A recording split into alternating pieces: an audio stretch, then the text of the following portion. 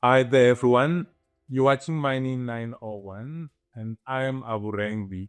I've spent over 20 years in the mining industry, from my early days as a geologist, mapping the earth's secrets, to ultimately managing mine planning teams across commodities. During this time, I also worked for one of the top 4 advisory firms, which then brings me to today's video.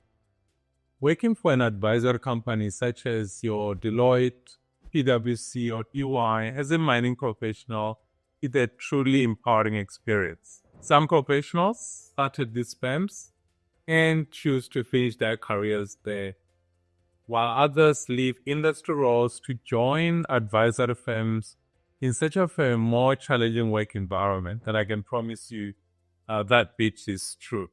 My own experience taught me that for younger professionals, the career ladder typically looks like this. You start off as an analyst, then within a year or two, you move into a consulting role, then a senior consultant, manager, senior manager, associate director for a while, and ultimately you eventually become partner. So let's break this down just a bit so that we clearly understand what the different roles entail. In many advisory firms, the journey begins with you as an analyst, but shortly after that, with good application, you get to move into an associate or consultant role. At this entry level, you're really focused on learning foundational skills and supporting client engagements. As a consultant or an associate, your role is to be a team member, supporting with the preparation of proposals and the delivery of work. You'll also be responsible for putting together documents under the guidance of senior managers or associate directors, with, of course, the partner always overseeing proceedings. You then quickly learn deep-level skills in storytelling and packaging information in a way that makes it more likely to win work. The best consultants naturally get assigned to more projects, while those less successful may find themselves sitting on the bench. And by the way, sitting on the bench is not ideal. You never really want to be on the bench, because prolonged bench time can ultimately lead to you exiting the firm. So it's important to understand that the consulting world, or the advisory space, is a space where the pace is fast, the expectations are high, but the learning opportunities, in my view, are unmatched. At the mid-level, you may be advanced to a senior associate, taking on more complex tasks and leading smaller teams. As a manager, you'll oversee entire client engagements and manage project delivery. Senior managers handle larger projects and develop client relationships, while directors and partners lead major client portfolios. And of course, they contribute significantly to the firm's strategy and business development. This progression may seem linear, but the real challenge lies in how you stay relevant and consistently deliver value. Each step demands new skills, leadership skills, negotiation, and strategic thinking. But you're not just growing vertically, you're expanding your breadth of expertise. One of the most exciting aspects of working in mining advisory is the variety of work.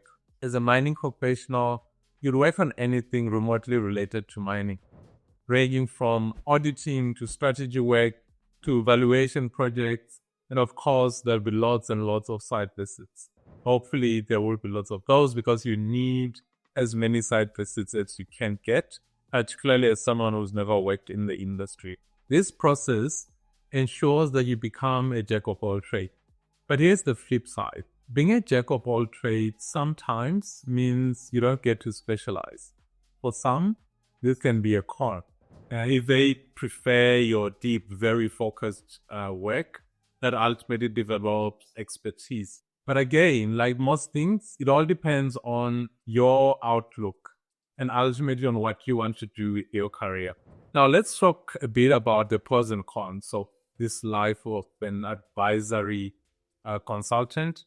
On the plus side, advisory work comes with incredible perks. Your weekly functions, top quality food in cafeterias, access to state-of-the-art boardrooms and brainstorming labs, and the opportunity to engage with partners across the firm without the usual corporate hierarchy. You might also be assigned to projects across geographies and in the process gaining diverse experiences that will take years to accumulate anywhere else. But there must be cons, surely? And yes, indeed there are.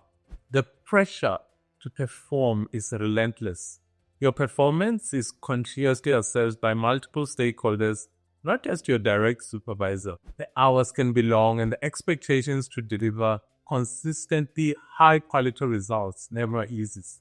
And let's not forget the constant need to win work, especially at senior levels, where your work is directly tied to the revenue you bring in. Which brings us to the big question. I'm sure one or two people have this question to say, are the rewards then worth it? Actually, advisory roles are well compensated, especially as you move up the ladder. Bonuses, profit sharing, and other incentives sweeten the deal. I know that the issue of compensation is relative. It's always relative, right? But here's the reality. The real value of working at these firms is not just financial. The skills you develop, presentation skills, storytelling, critical thinking, leadership, networking, and professionalism are invaluable. You gain confidence, a high work ethic, and exposure to global best practices.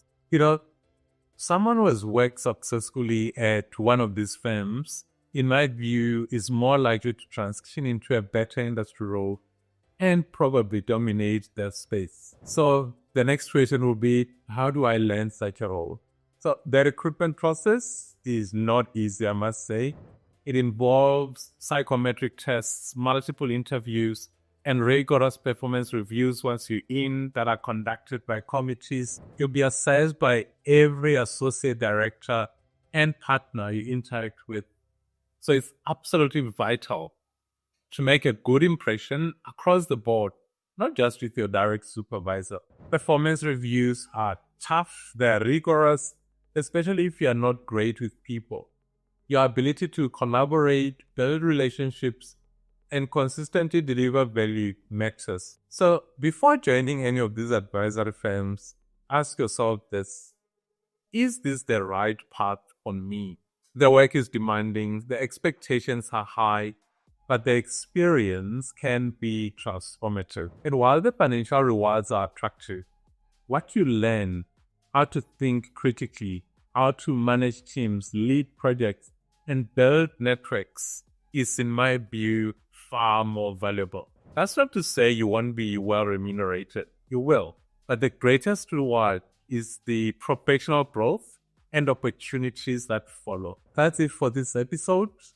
If I can ask just one favor, if you found anything in this video useful, just share the video with one person. If you haven't subscribed, it really helps us a lot when you do that. And as always, I'm curious to hear your thoughts. What have been your experiences at any of these firms? And perhaps some of you want to join this firm, so I'll be equally curious to understand the key drivers behind such a decision. Until next time, this is Mining 901, where we take mining to the next level. Keep challenging, keep thinking. Let's keep learning and growing together. Till then,